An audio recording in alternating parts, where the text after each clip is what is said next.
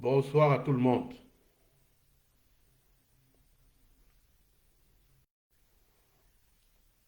Bonsoir à la première personne, aux trois premières personnes qui se sont immédiatement branchées sur la page de la brigade anti-Salina de Douala. Comme d'habitude, le premier réflexe que l'on a lorsqu'on arrive sur la page de la base de Douala, c'est qu'on partage au maximum. C'est très important. Ce sont immédiatement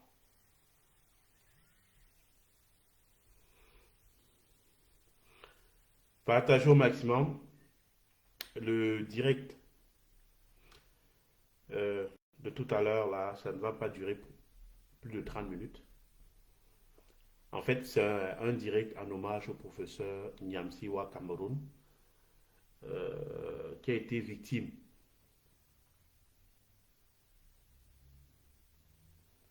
de censure arbitraire de la part des services de renseignement généraux français.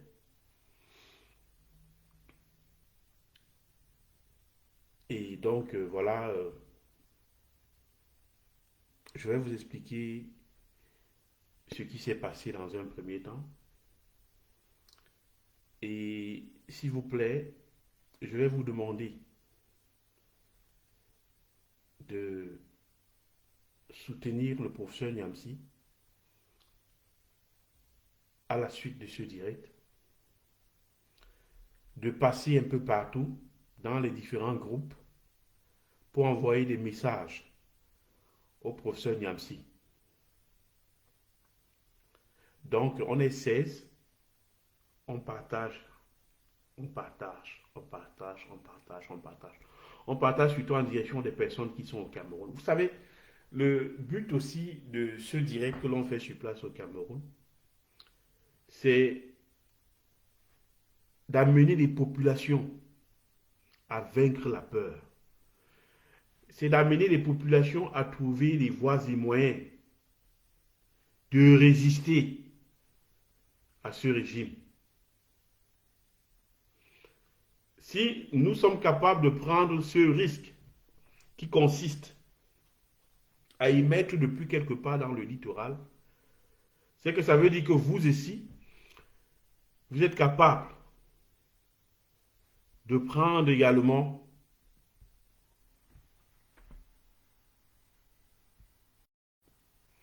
c'est que ça veut dire que vous aussi, vous êtes capable de prendre le même risque, pas forcément au niveau où nous le prenons, mais à votre niveau, afin de faire avancer la cause du Cameroun. Donc, je vous prie de partager au maximum. Déjà, le fait que vous partagez, c'est la preuve que vous avez envie que les choses changent.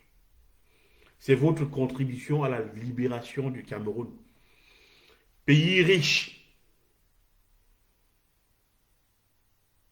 en matières premières de toutes sortes, mais qui malheureusement est mal géré. Mal géré parce que la France, ou alors le néocolon français, a reçu à placer à des postes clés ses suppôts qui représentent plutôt les intérêts du Cameroun au lieu de se battre pour les intérêts des Camerounais. Donc, on ne va pas trop s'éloigner du sujet du moment. Je vous ai dit ça en introduction. Le sujet de ce jour, c'est notre soutien que nous voulons apporter au professeur Nyamsiwa Cameroun. En fait, je vais vous raconter ce qui se passe. Le professeur Nyamsi a frappé là où ça fait mal. En effet, le professeur Nyamsi est allé fouiller dans les productions livresques de Jacques Faucard. Vous allez me poser la question de savoir qui est Jacques Foccart. Jacques Foccart, c'est le fonctionnaire français qui a été placé à la tête de la cellule Afrique de l'Élysée lors de sa toute première création. C'est Jacques Foccart qui a occupé ce poste. Et Jacques Foccart, en fait, la cellule Afrique de l'Élysée, c'est,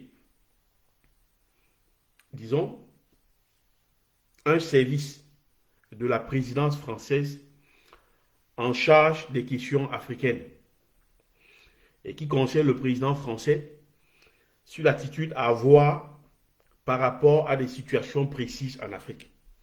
Et donc, Jacques Foccart, lors de la création de cette cellule africaine de l'Élysée, était le tout premier chef de cette cellule. Donc, c'est Jacques Foccart qui est à l'origine de tous ces coups d'État que vous avez vus à une certaine époque en Afrique francophone. C'est lui le spécialiste des coups tordus en Afrique. C'est lui qui passe son temps à renverser les chefs d'État africains qui ne marchent pas dans la ligne fixée par les néocolons français. C'est Jacques Foccart qui est à l'origine du départ d'Amadou Ahidjo. C'est un coup fourré de Jacques Foccart qui a consisté à faire comprendre à Amadou Ahidjo que voilà, tu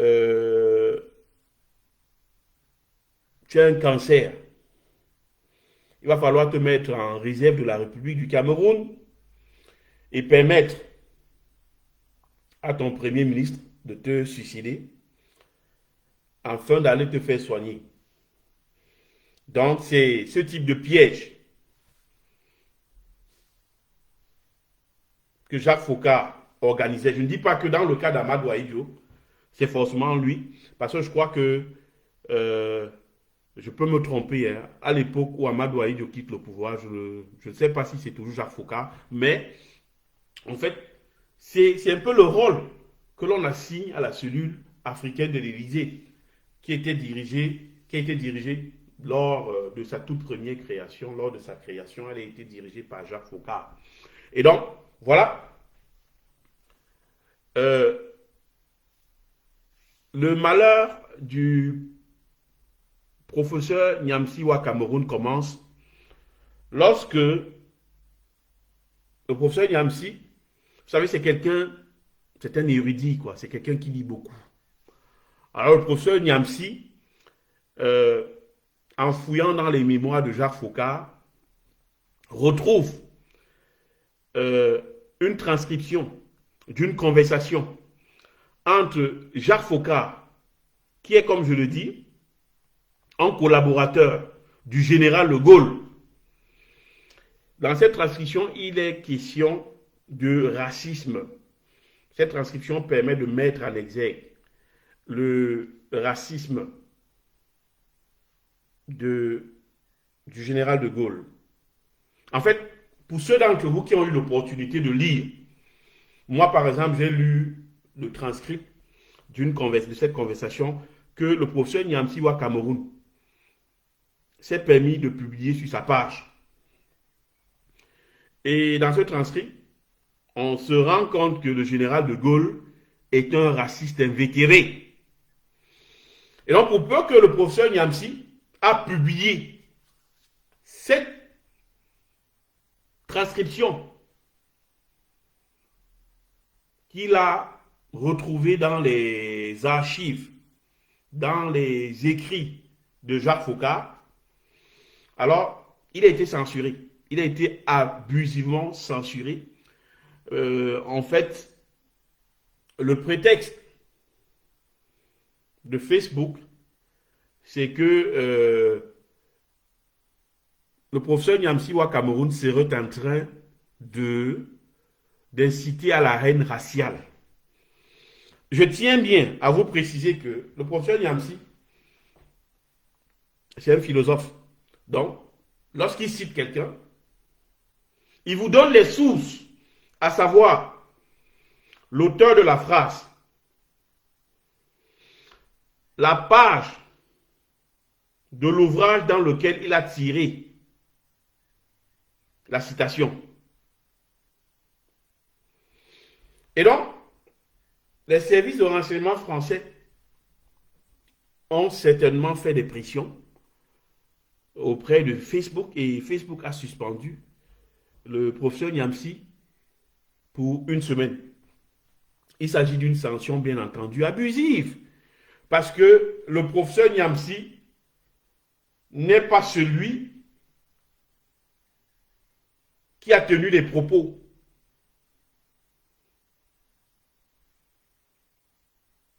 Celui qui a tenu les propos, d'après Jacques Faucard, c'est bel et bien le général de Gaulle, lors d'une séance de travail.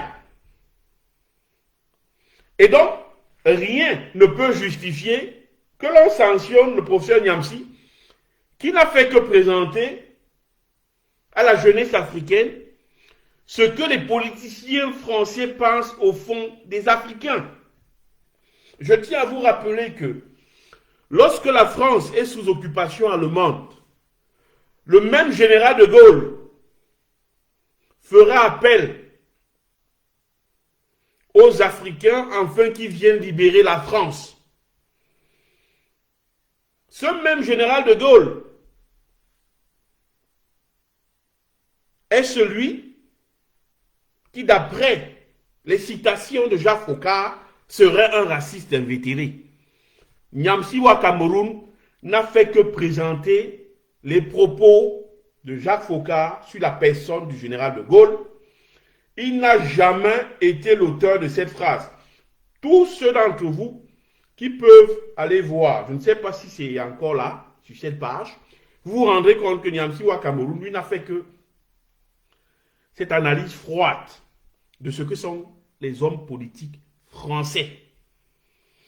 Il a voulu que la jeunesse africaine, ou alors ces suppôts qui servent le système néocolonialiste français en Afrique, qu'ils puissent voir, qu'ils puissent se rendre compte de ce que les Français pensent réellement des hommes politiques qui servent la France en Afrique.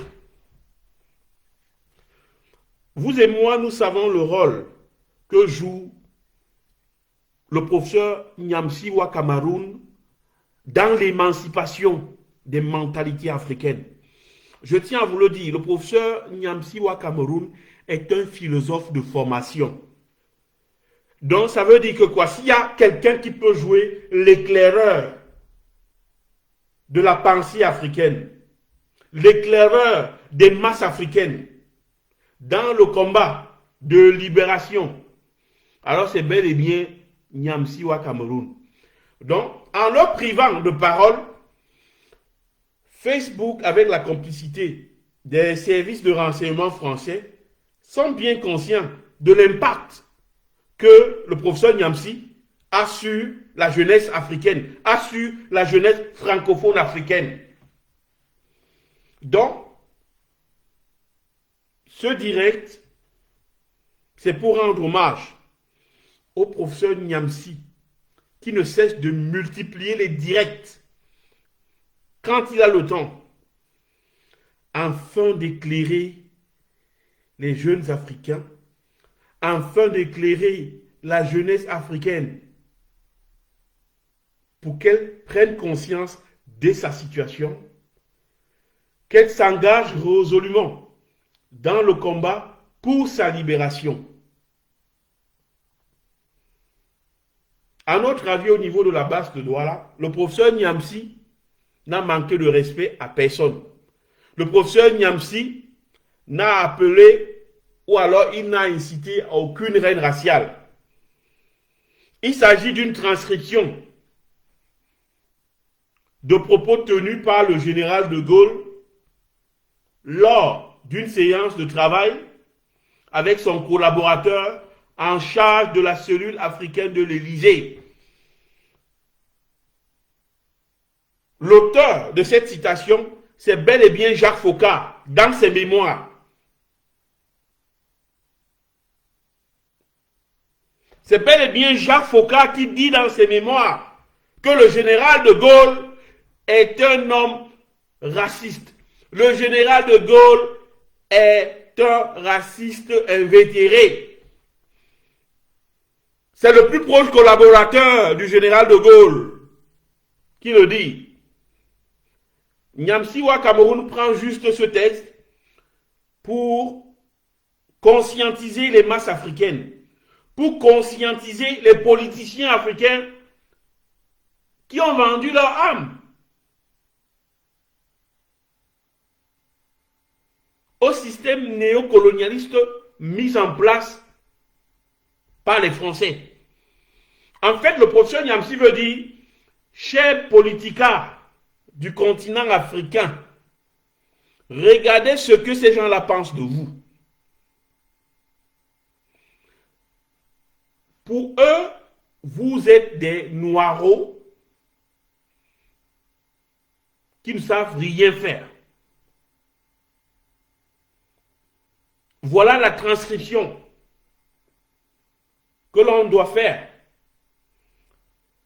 de ce passage des mémoires de Jacques Foccart. Abuser Facebook, se servir de Facebook, instrumentaliser Facebook contre le professeur Nyamsi-Wa Cameroun, c'est trop bas. Peut-être vous pensez, chères autorités françaises, faire du mal à Nyamsi en l'empêchant de publier ses mémoires de Jacques Foccart. Vous vous trompez, parce que nous autres, nous allons maintenant faire des recherches sur ces mémoires de Jacques Foccart. Nous allons les lire pour mieux comprendre votre perception de l'Afrique. Et en conséquence de ce que contient ces mémoires de Jacques Foccart, nous allons situer les nôtres. Nous allons les éclairer. Nous allons les informer. Car il n'est pas admissible qu'à ce jour, les Africains qui ont tout donné aux Français, qui continuent à se faire exploiter sous toutes les formes par les Français, que ces Africains soient la risée du monde. Le professeur Nyamsi est un intellectuel. Je l'ai dit, c'est un philosophe. Il est dans son rôle. Il est dans son rôle d'éclaireur de pensée.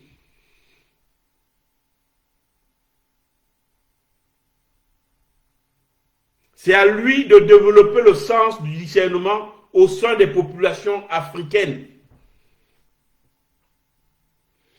Nous comprenons bien que la France-Afrique est à un tournant décisif de son histoire.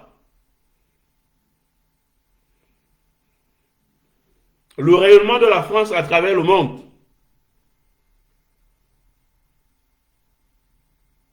a pris un coup parce que justement, les relations Afrique-France font l'objet de nombreuses critiques à travers le monde. Ce que vous devez faire, chers Français, c'est de repenser ces relations. Ne vous voilez pas les yeux. Le travail du professeur Nyamsi consiste à vous faire voir la réalité. Les politiciens africains vous donneront l'impression que vous êtes aimé en Afrique, que la France est aimée en Afrique. Non, vous n'êtes pas aimé en Afrique. Au fond, et à la vérité, vous êtes détesté par la majorité des Africains. Parce que le système d'exploitation que vous avez mis en place est à l'origine de nombreux malheurs.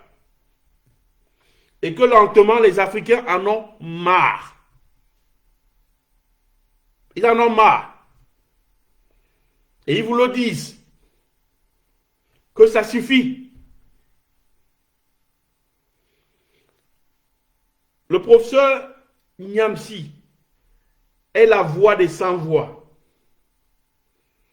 Lui, il a le courage de vous dire la vérité en face. Il a le courage de vous dire ce que la majorité du peuple africain issu de la zone francophone pense réellement de vous, pense réellement du système néocolonialiste. Et il est clair que ce système est appelé à disparaître parce que c'est un système qui opprime. Tout système qui opprime, tout système qui pille, tout système qui viole les droits fondamentaux de l'être humain est appelé à disparaître. Et ce sera pareil avec la France-Afrique. Alors préparez-vous, parce que le moment vient où vous allez tout perdre en Afrique. Ce n'est pas en procédant à des régimes, en installant des régimes monarchiques, des régimes présidentiels de type monarchique, que cela va changer quelque chose. Peut-être, ça pourra retarder le dénouement au profit des peuples africains. À long terme, les systèmes monarchiques,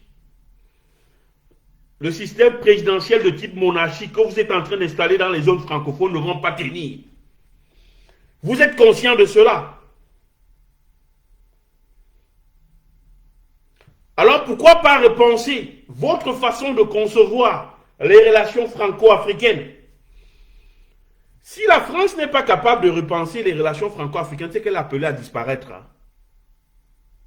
Ben oui, c'est la vérité.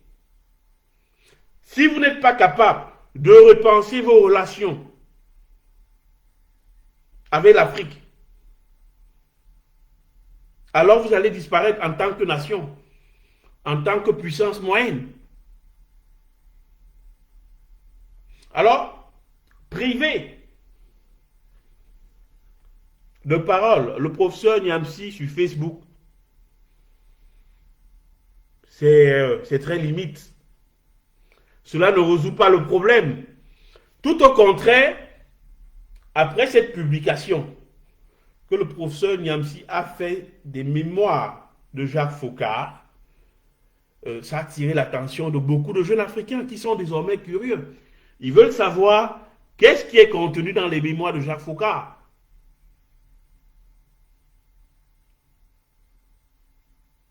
Le fait de priver le professeur Niamsi de son droit à la parole sur Facebook va donc contribuer à plus émanciper la jeunesse africaine en relation avec la question de la France à faire du fric. Excusez-moi de prendre cette expression parce qu'en fait, vous devez comprendre une chose.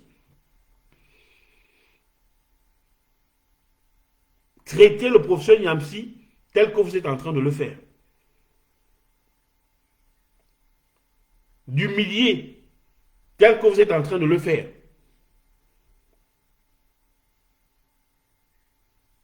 Ne peut que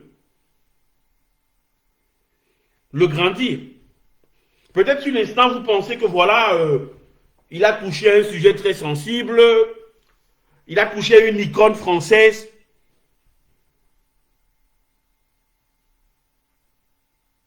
C'est la preuve que les Français n'ont jamais voulu solver leur passiste, ils n'ont jamais voulu solver leur passé colonialiste et même néocolonialiste. C'est la preuve que les Français n'ont jamais eu le courage de se regarder en face, de se remettre en cause sur ces relations incestueuses qui durent depuis des siècles. Parce qu'il faut vous rappeler, chers Français, que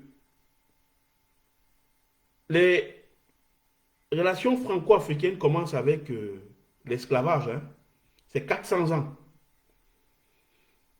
Donc, ça veut dire, après 400 ans d'esclavage, 100 ans de colonialisme, et maintenant 70 ans de néocolonialisme, mais vous n'avez jamais eu le temps de vous remettre en cause et de vous rendre compte du mal que vous avez causé à l'Afrique. Parce qu'en fait, si vous vous étiez rendu compte des malheurs que vous avez infligés à l'Afrique, c'est qu'on n'aurait pas eu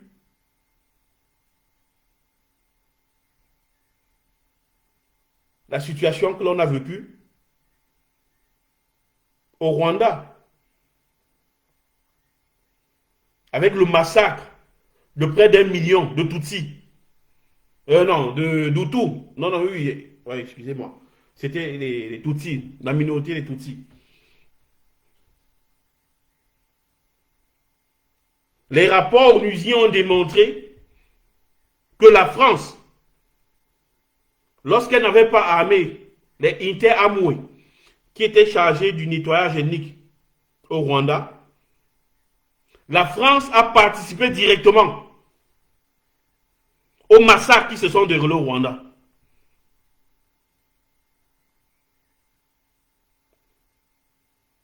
L'épuration ethnique qui a eu lieu dans un pays africain, c'est l'œuvre de la France. Pour ceux d'entre vous qui sont sur ce direct et qui ne savent pas, qui ne comprennent pas ce qui s'est passé au Rwanda, c'est qu'en fait, il s'agit d'un jeu d'influence. Vous avez d'un côté les anglophones soutenus par les États-Unis et de l'autre côté, les francophones soutenus par la France. Alors, il y a ce clash civilisationnel qui va se produire entre la jeunesse rwandophone formée aux États-Unis et le régime en place soutenu par la France. C'est une guerre d'influence linguistique qui va aboutir au génocide de près d'1 million de Tutsis. Parce qu'en fait, Paul Kagame, c'est un Tutsi. Et puisque les Hutus estimaient que si un Tutsi prend le pouvoir, alors c'était le devoir des Hutus de massacrer la minorité Tutsi. Tout ça a été financé par la France.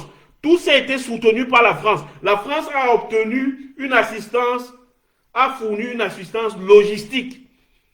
La preuve, quand la guerre était perdue pour les Hutus, c'est la France qui va infiltrer la plupart de ces suppôts Hutus qui ont contribué au massacre des Tutsis. C'est prouvé, les rapports onusiens le disent.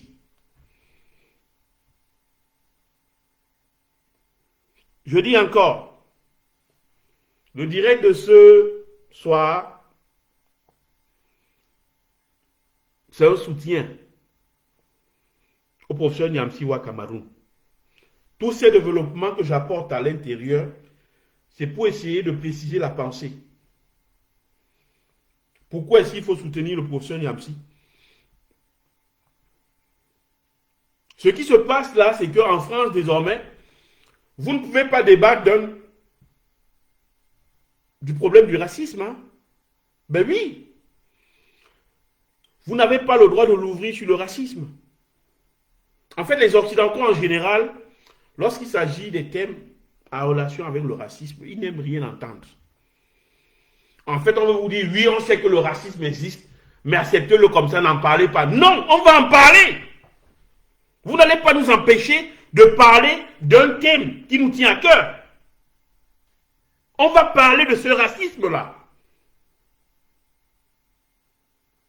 On ne peut pas refuser de parler du racisme, car c'est un thème qui est très important pour ceux qui en sont victimes. La minorité noire de France, elle est dans son droit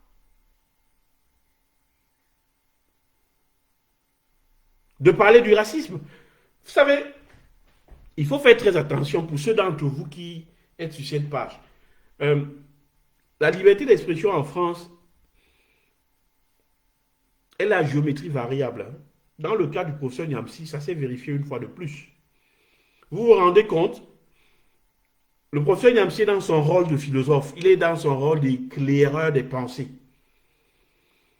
Alors si on prive la parole au professeur Niamsi, c'est que c'est grave. Pourquoi? Parce que tout simplement, il est étalé à la lumière du monde le racisme du général de Gaulle, qui par ailleurs est une icône française de la libération.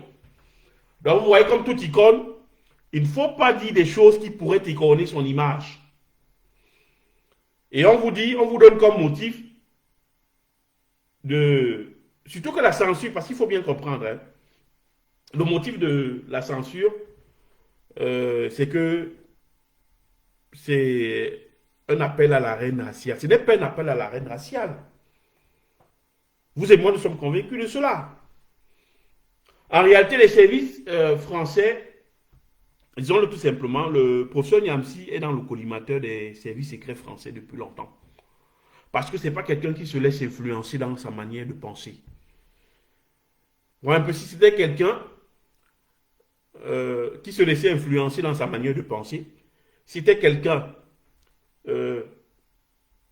qui édulcorerait un peu son discours, c'est que cela pleurait à beaucoup de Français, surtout à ces gens des services de renseignement, parce qu'ils veulent toujours contrôler tout le monde. Or, ce n'est pas au service de renseignement français de contrôler la liberté de penser. Puisque la Constitution française définit clairement ce que c'est que le droit d'opinion. Je parle ici de droit d'opiner, le droit d'avoir une opinion, le droit de donner son avis sur quelque chose. C'est la Constitution française qui fixe les limites de cela. Ce n'est pas des services, ce n'est pas des membres de renseignement généraux français de venir dire où sont les limites de la liberté d'expression. Surtout que, vous et moi nous le savons, les policiers et généralement les militaires n'ont aucune notion de ce que c'est que la liberté de penser. Du point de vue technico-juridique, ils ne comprennent pas ce que c'est que la liberté de penser. Quelles sont les barrières qui encadrent la liberté d'expression? Je dis bien, les lois françaises sont bien structurées, sont assez claires, précisent très bien le contexte de la liberté d'expression. Ce n'est pas au service de renseignement d'aller faire des pressions à Facebook pour dire qu'un tel a incité à la haine. Et surtout que, lorsque vous incitez à la haine, il y a des voies de recours. Il y a des voies de recours. Le procureur de la République, lorsque vous avez tenu des propos racistes, se saisit du cas. Surtout quand vous êtes une personne publique. Surtout quand vous êtes une personne à même d'influencer l'opinion des autres, comme c'est le cas avec le professeur Niamsi. Pourquoi ne pas saisir le procureur de la République?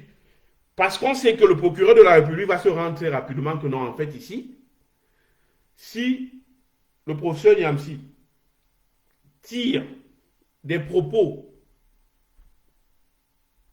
tenus par le général de Gaulle et que c'est le collaborateur du général de Gaulle qui a cité son patron, alors on ne peut pas reprocher au professeur Niamsi d'avoir incité à la haine, parce qu'il n'a jamais tenu des propos racistes. C'est au procureur, c'est à la justice de préciser si le professeur Niamsi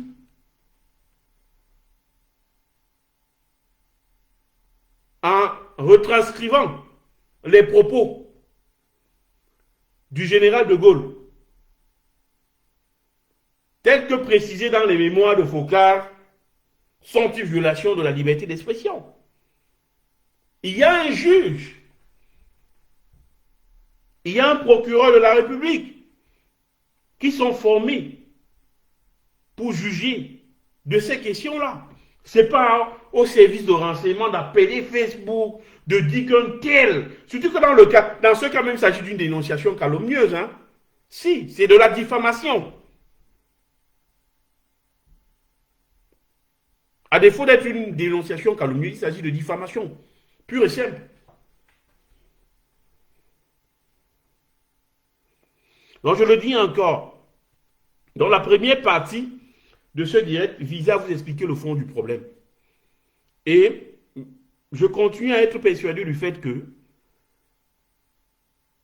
lorsqu'il s'agit d'une incitation à la haine raciale, dans le cadre de la liberté d'expression, le système juridique français est assez bien outillé. Il y a des compétences en France qui pourraient préciser,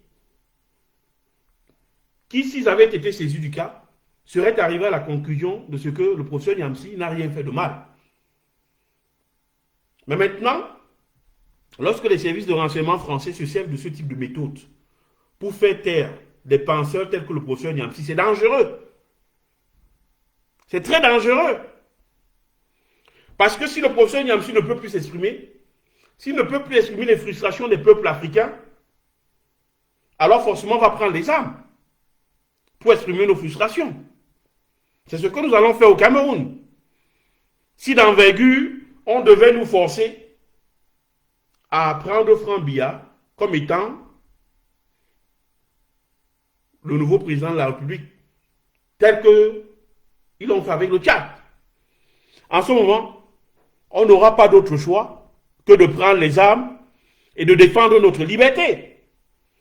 À savoir ici, le droit de choisir par nous-mêmes un président qui ne nous est pas imposé par la France.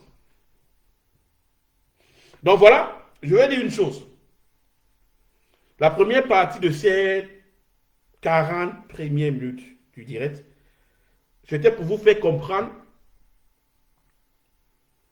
ce qui au fond, ce que l'on reproche au fond au professeur Niamsi. Vous avez compris qu'en fait, il s'agit de rien. Il s'agit d'un abus que la BAS, dans son ensemble, la BAS dans son entièreté, condamne. Nous demandons aux autorités françaises de ne plus se livrer à ce type de jeu. C'est dangereux pour tout le monde. Dans la deuxième partie, je vais m'adresser au professeur Niamsi pour lui dire, cher grand frère, nous sommes tous témoins de cet effort que tu fournis afin de conscientiser la jeunesse africaine, afin de l'éclairer sur les grands enjeux de l'heure. Professeur Niamsi Wa Cameroun, ne lâche rien. Cher prof, rappelle-toi de tes origines Bassa. Les Bassa sont des guerriers dans l'âme. Rappelle-toi du fait que tu es issu d'une famille upéciste. Les upécistes sont ceux qui se sont battus et qui continuent à se battre pour la libération du Cameroun et de l'Afrique. Nous allons continuer à te soutenir. par tous les moyens. Le combat que tu mènes, ce n'est pas pour toi. Le combat que tu mènes, c'est pour les générations à venir. C'est pour ta fille qui a récemment obtenu son baccalauréat. C'est pour tes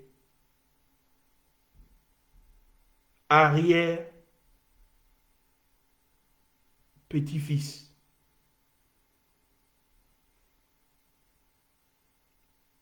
C'est pour tes arrière petites filles.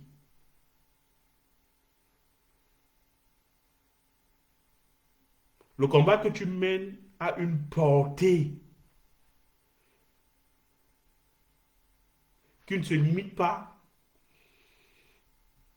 à ta famille biologique ou alors à ta famille politique.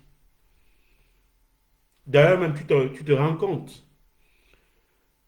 Tu es sollicité en Côte d'Ivoire.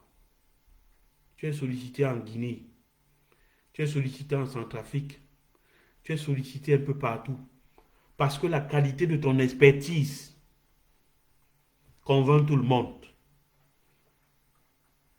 Cher prof, tu dois comprendre que tu as l'obligation de continuer sur cette voie-là. Ils vont vouloir t'obliger à édulcorer ton discours. C'est l'erreur à ne pas faire. Tu n'as pas à changer ta méthode. Tu n'as pas à réduire la qualité de la portance de ton discours. Reste ce que tu es, à savoir le professeur Nyamsiwa Cameroun. Nous, on aime tes intonations. Nous, on aime tes réflexes. On aime ta manière de faire. Tu nous plais tel que tu es. Ne change rien. Tout au contraire, muscle le discours. S'ils en viennent aujourd'hui à procéder à des censures abusives, surtout que, cher prof, tu le sais, la question de la censure est interdite en France. Même au Cameroun, la censure est interdite. Depuis des lustres.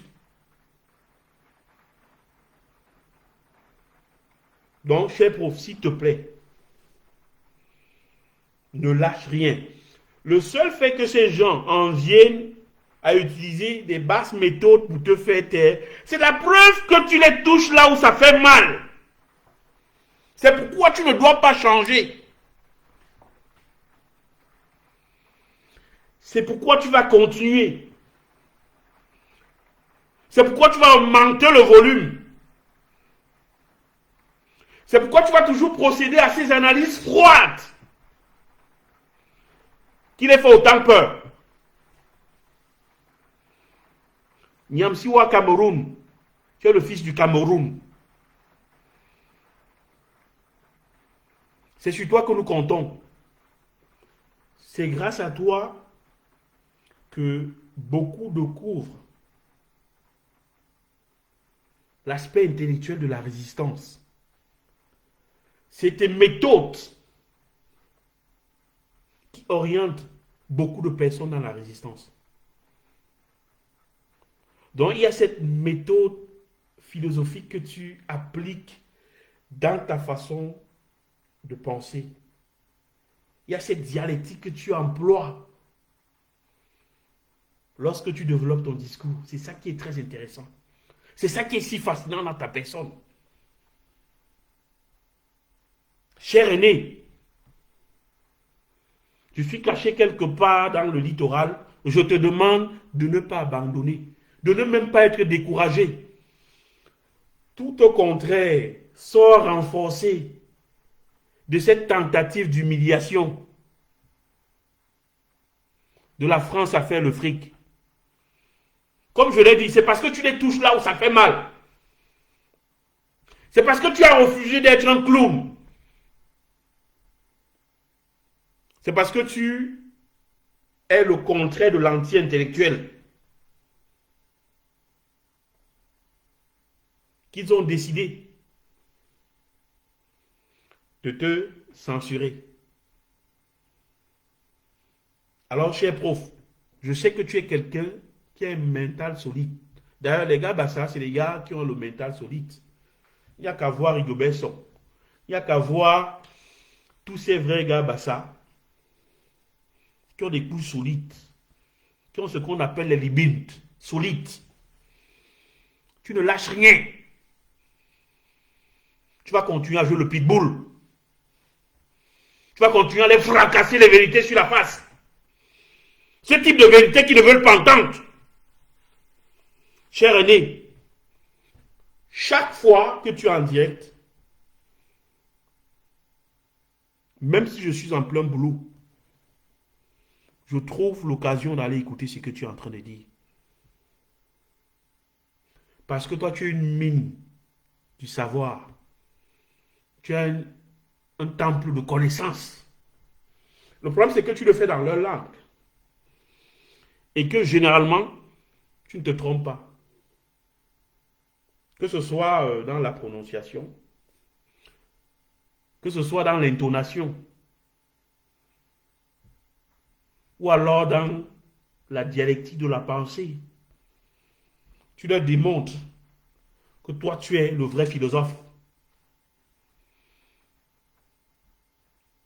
Si tu avais décidé de devenir un intellectuel à qui on dictait ce qu'il devait dire pour orienter les masses africaines, c'est que tu serais leur ami, hein? C'est qui te donnerait des postes. Tu sais comment ça se passe. Toi, tu as dit que non. Vos postes, vous pouvez les garder pour vous. Moi, ce qui me préoccupe, c'est l'avenir de mon pays. C'est l'avenir de mon continent. Tu as décidé de faire sacrifice de toute cette gloriole que l'on vend à des pseudo-intellectuels de pacotille et qui courent les prendre. Tu as décidé de faire fi de l'argent. Tu as décidé de mener le vrai combat, le bon combat, le combat d'équité, le combat de la justice, le combat du développement. Tu as décidé d'apporter au Cameroun la puissance du discernement. Tu as décidé de sortir tes frères africains de ces barrières psychologiques et sociétales qui les entravent et qui ne leur permettent pas de voir plus loin que le bout de leur nez. Wansida,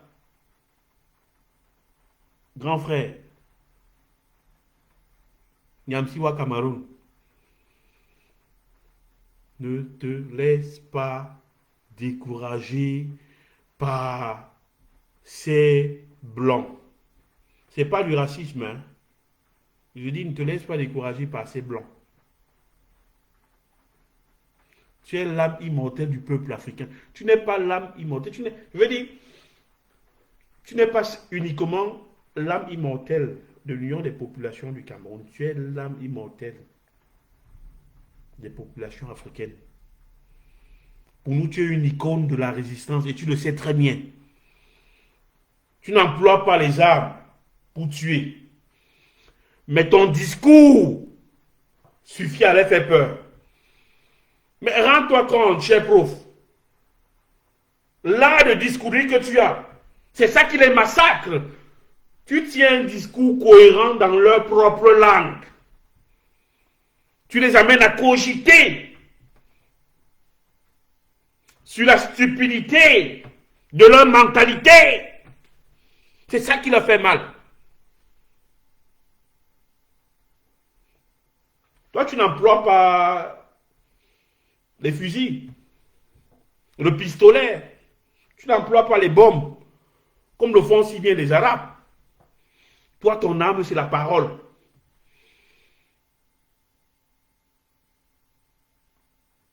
Et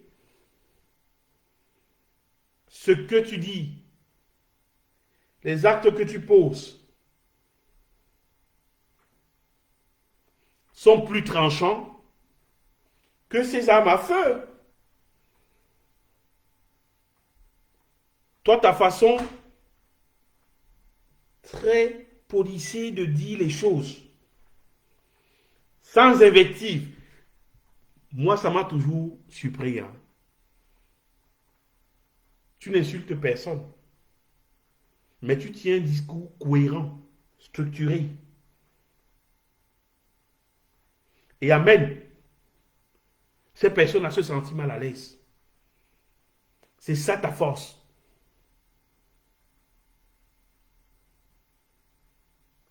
Toi, tu leur dis des vérités qui blessent sans verser le sang. C'est pourquoi, cher prof,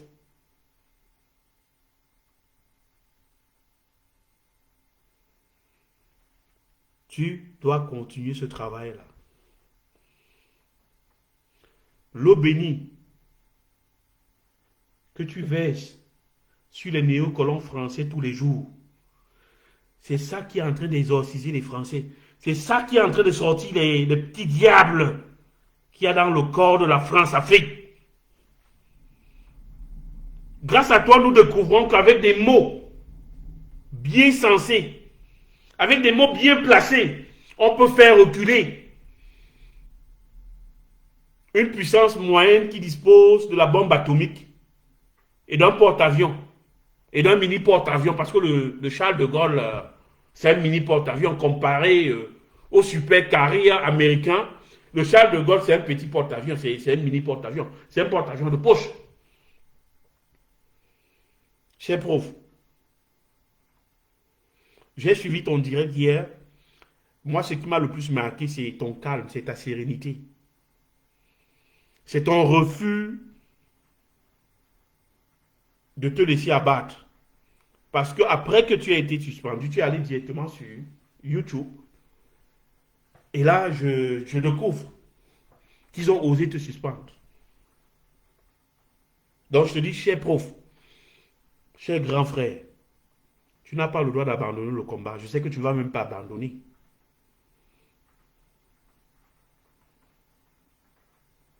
Tu vas continuer.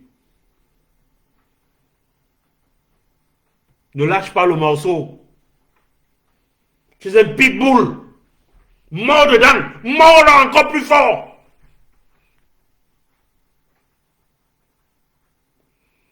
Rappelle-toi des 30 millions de Camerounais qui comptent sur toi pour être libérés.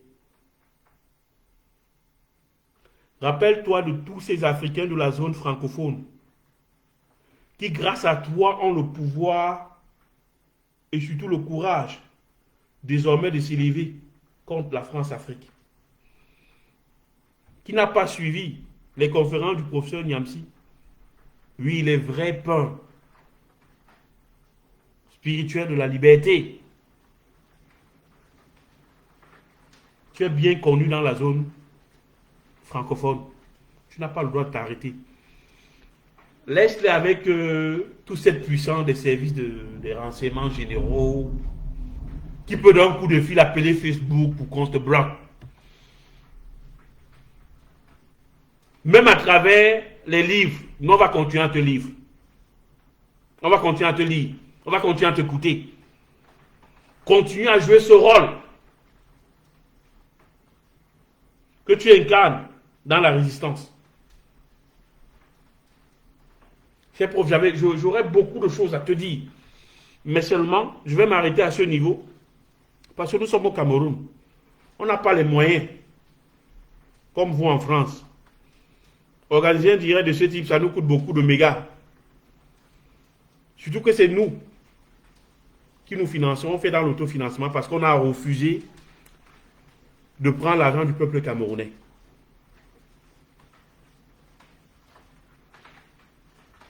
Grand frère, rappelle-toi de nous qui sommes ici, au pays, et continue le combat. Donc c'est tout ce que j'avais à dire au professeur Niamsi. Et surtout, c'est tout ce que j'avais à dire par rapport à cette situation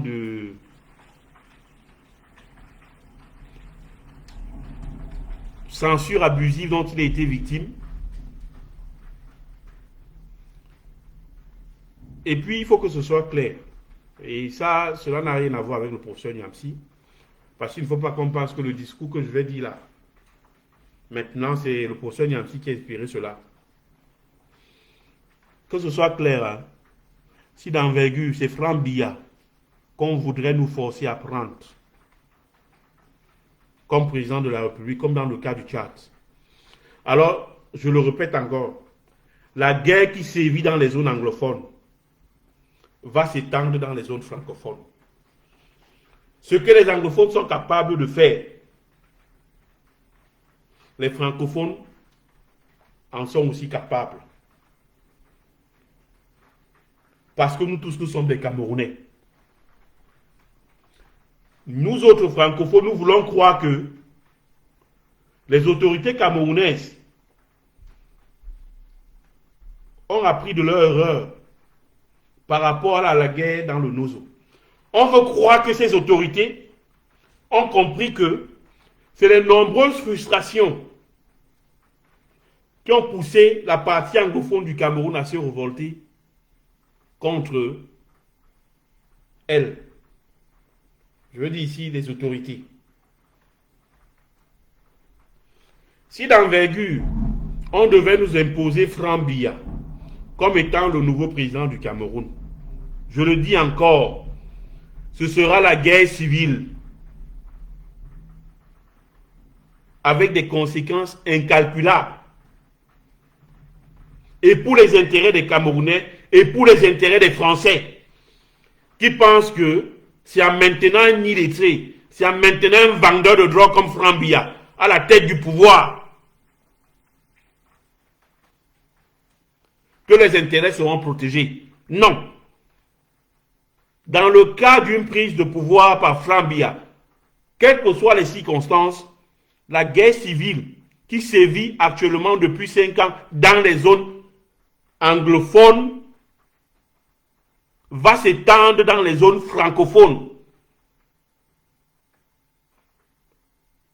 Comme l'a dit le grand frère J. Rémy Ngono, aucune armée au monde n'a jamais gagné une guerre contre une guérilla. Les Américains sont en train de faire la même expérience en Afghanistan. Ils sont en train de se retirer. Hein. Ils n'ont pas gagné la guerre. Les Occidentaux sont en train de faire la même expérience en Afghanistan. Ils n'ont pas gagné la guerre. Ils se retirent.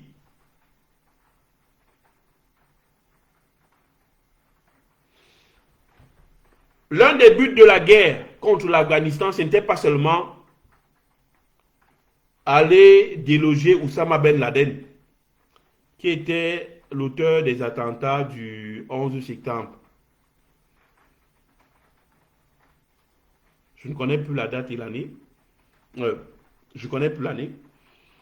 Mais l'un des buts de cette guerre qui était menée en Afghanistan, c'était d'occidentaliser les Afghans.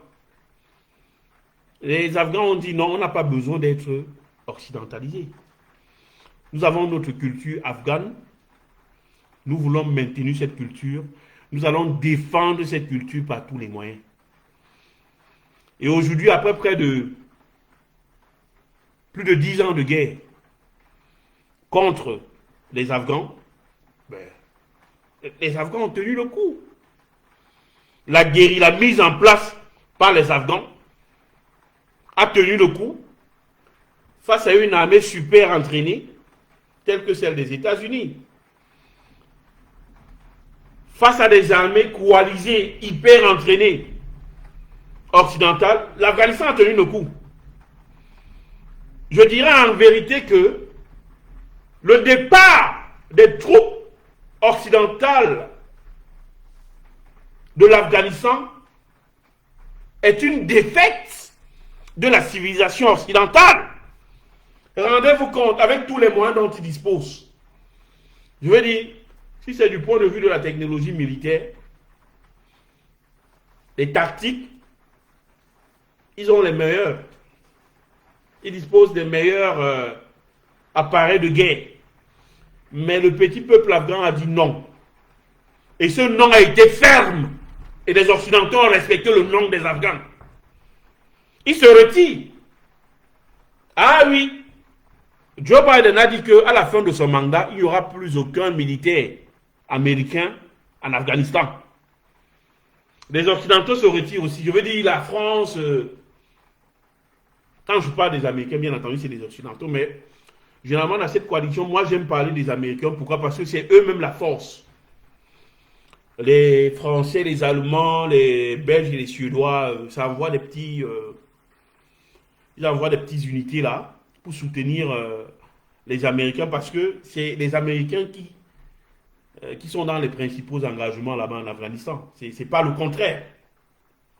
Et donc vous vous rendez compte, les Ambazoniens tiennent tête aux billes, dont on nous dit qu'ils sont entraînés par les Israéliens et que, bon, les généraux israéliens qui conseillent l'armée camerounaise ou bien qui conseillent le BI, ils vont faire des Ambazoniens, ils vont en faire une bouchée.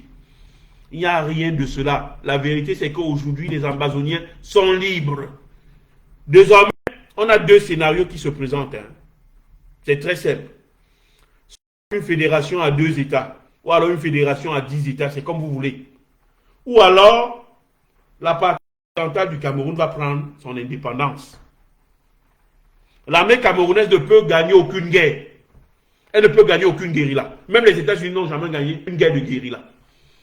Même la Colombie, après 30 ans, 40 ans de guerre, ils se sont dit aux guérilleros, déposez vos armes, on oublie trop vos crimes, on fait la paix, on développe notre pays. Voilà la voie. Il y a quelques petits illuminés là à Yaoundé. Issus surtout de la minorité ethnique qui gère le pays. Hein? Ils pensent qu'ils peuvent encore gagner militairement cette guerre. Pas déjà, ils ont cru qu'ils pouvaient gagner cette guerre contre les anglophones. Mais désormais, ils sont convaincus qu'il n'y a aucune issue militaire à cette crise. La majorité d'entre eux, il faut les voir dans ces camions de patrouille de l'armée camerounaise. Ils ont tous peur lorsqu'ils entrent dans ces voitures-là. Parce qu'ils ne savent pas s'ils vont arriver à destination. Parce qu'ils ne savent pas s'ils reviendront en vie de ces périples-là. Oui, le courage et la détermination des anglophones, des Camerounais anglophones, doit inspirer les francophones. Et soyez sûrs, nous sommes préparés au niveau de la base de Douala. Si Franck Biya devait prendre le pouvoir, ce sera la guerre civile, c'est tout. On gâte tout. Amadou Ahidjo a cédé le pouvoir à Paul Biya de façon pacifique. Amadou Ahidjo, à l'époque où il est président de la République, les frères issus de son ethnie occupent aussi des fonctions. Hein. Ils occupent des grandes fonctions partout dans l'administration camerounaise. Mais quand leur frère a décidé de partir, ils ont perdu ces postes.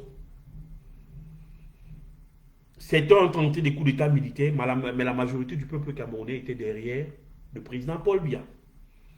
Parce que Biya, d'après la Constitution, avait hérité du pouvoir d'Ahidjo. Maintenant que Biya, après 40 ans, avec un bilan aussi médiocre, où il n'a rien atteint, il laisse un pays exsangue, il laisse un pays divisé. Le degré de polarisation au sein des populations camerounaises a atteint un point. On ne sait pas.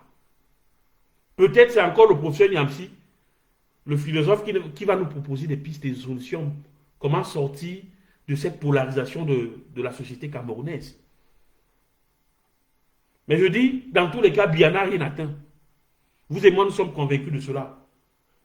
Et au soir de sa vie, il laisse le Cameroun en ruine, dans une guerre qu'il a commencée contre les anglophones, et qu'il refuse de mettre fin. Certainement par orgueil, certainement parce qu'il ne veut pas reconnaître que celui qu'il appelait les Bamenda ont tenu la tête à son régime. Il y a ce petit orgueil de la minorité ethnique qui a toujours traité les anglophones avec beaucoup d'arrogance. Je disais donc, c'est justement cette humiliation qui n'est pas encore rentrée dans la tête de certains officiers de la minorité ethnique qui dirige le Cameroun. C'est ce manque d'humilité de ces officiers qui fait que la guerre continue dans le Nozo. Mais il est temps que tout cela s'arrête.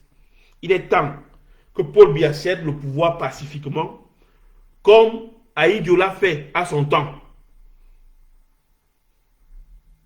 Si Paul Biya a encore un peu d'honneur, si ceux qui sont autour de Paul Biya ont encore un peu d'honneur, parce qu'on dit maintenant que c'est Jacques Famendongo qui voudrait se présenter comme candidat du RDPC. Jacques Famendongo est dans le système depuis plus de 50 ans. Il a fait toute sa carrière dans le système. En quoi est-ce que sa présence dans les multiples gouvernements de Paul Biya a amélioré la condition de vie des Camerounais? Tout au contraire, regardez les universités camerounaises. C'est devenu des poulaillers. Vous vous rendez compte que lorsqu'on fait des cours à l'université de Douala, il y a de l'eau qui tombe sur la tête des étudiants lorsqu'il pleut. Ce même fameux Ndongo qui a détourné 75 milliards pour des computers, pour des jouets qu'il a fait fabriquer en Chine. Ce même fameux Ndongo qui a détourné de l'argent pour la mise sur satellite de la CRTV. C'est lui qui veut devenir aujourd'hui président de la République. Non. Je dis, la minorité ethnique va devoir céder la place. Pas à une autre minorité ethnique. Elle ne cède pas la place à une autre minorité ethnique. Il y aura des élections libres.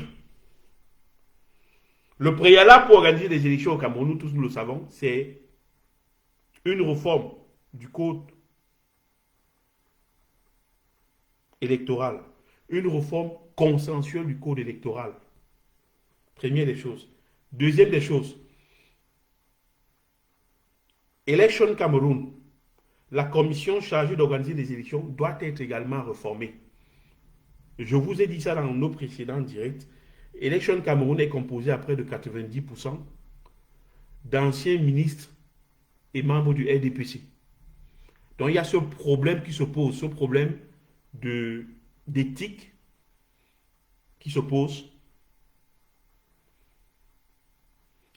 La même Election Cameroun, vous le savez très bien, est composée à près de 80% des membres de l'ethnie présidentielle. Et donc, il va déjà falloir réduire leur influence dans Election Cameroun.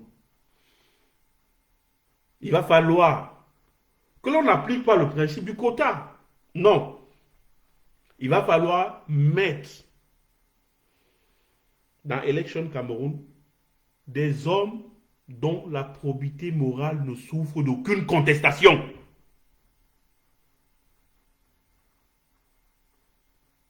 C'est-à-dire des personnalités de l'État du Cameroun qui sont reconnues, ou alors des personnes qui sont reconnues comme étant des gens intègres. C'est eux qui devront siéger au niveau de l'État. Et on devra s'assurer que, bien entendu, qu'il n'y ait pas une ethnie qui soit majoritaire à l'intérieur, comme c'est le cas actuellement. On devra prendre des compétences afin de s'assurer que les élections puissent avoir lieu dans les meilleures conditions organisationnelles. Voilà. La troisième condition pour organiser des élections au Cameroun, c'est que, au niveau du Conseil constitutionnel, que l'on nomme également des personnes dont la moralité, c'est-à-dire que des juristes spécialistes du droit constitutionnel, dont la moralité ne souffre également d'aucune contestation, de part et d'autre dans le Cameroun. Il y a assez de juges il y a assez de spécialistes de droit constitutionnel euh, compétents au Cameroun, afin que la clique, cette ancienne clique qui était composée pour la plupart des membres de la tribu présidentielle, qu'elle se retire et qu'on ait des élections saines. Que le meilleur gagne. Si c'est Maurice Kamto qui devrait être élu, que l'on respecte ce choix. Si c'est quelqu'un d'autre, que l'on respecte ce choix. Nous n'allons pas accepter une imposition quelconque de Franck Biya parce qu'il est le fils de Paul Biya.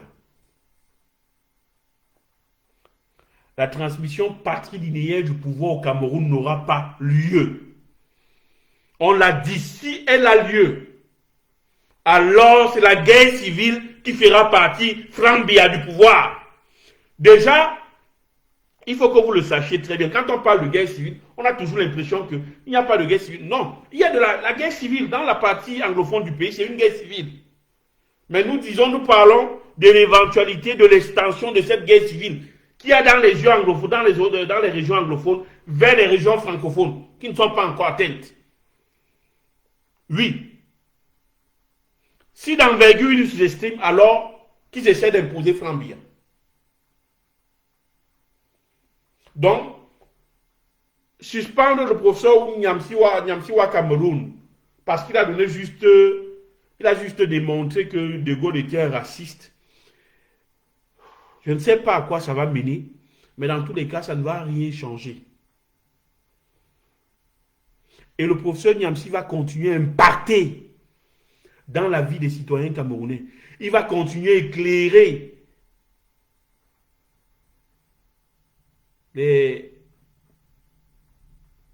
pensées des Camerounais. Oui, c'est son rôle, le philosophe. Et il va continuer à le jouer. Ce n'est pas avec ce type de suspension que vous croyez que vous allez lui fermer la bouche. Non. Il va continuer à parler. N'en déplaise à ces Français qui adorent les professeurs lisses, qui adorent les intellectuels africains soumis, qui adorent ce type d'intellectuels africains qui leur disent ce qu'ils veulent entendre. À savoir, la France fait bien. La France ne fait pas bien. La France fait plutôt mal, et même très mal. Voilà. Donc, je vais terminer avec ce direct de soutien au professeur Nyamsiwa Cameroun. Je dis merci à tous ceux qui ont partagé le direct en direction des personnes au Cameroun. Waouh, vous avez été nombreux à partager. Hein. Ça, je peux le voir ici. Incroyable. Merci à ceux-là qui ont fait l'effort de procéder à ces partages. Nous allons nous retrouver incessamment sur la page de la brigade anti-Sardina de Douala. De combat contre le régime est en train d'atteindre son point culminant. Restons éveillés, restons sereins. Nous avons assez souffert de ce régime et c'est seulement notre courage qui nous fera gagner cette guerre contre le système néocolonialiste mis en place par la France afin de continuer à dominer nos pensées. Je vous dis au revoir et au plaisir de vous voir dans les prochaines heures, les prochains jours sur la page de la brigade anti-Sardina de Douala. Bonne soirée.